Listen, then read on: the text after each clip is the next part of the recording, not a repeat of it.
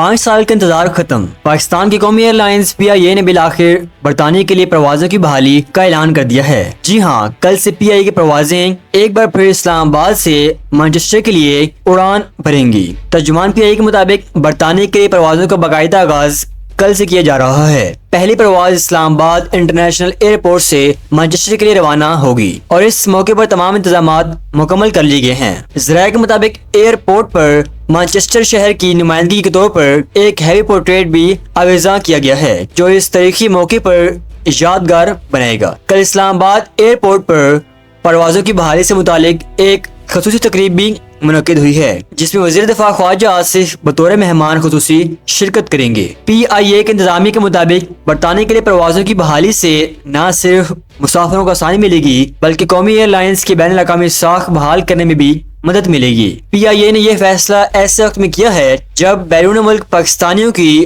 بڑی تعداد براہ راست سفری سہولیات کی منتظر تھی۔ اب اسلام آباد سے مانچسٹر تک کا سفر ایک بار پھر PIA کے جہازوں کے ذریعے ممکن ہو سکے گا۔ یہ بحالی یقیناً پاکستان کی ایویشن انڈسٹری کے لیے ایک حوصلہ افزا قدم ہے۔ 5 سال بعد دوبارہ برطانیہ کی فضاؤں میں PIA کے پرچم کی واپسی، ایک نیا آغاز، ایک نیا سفر۔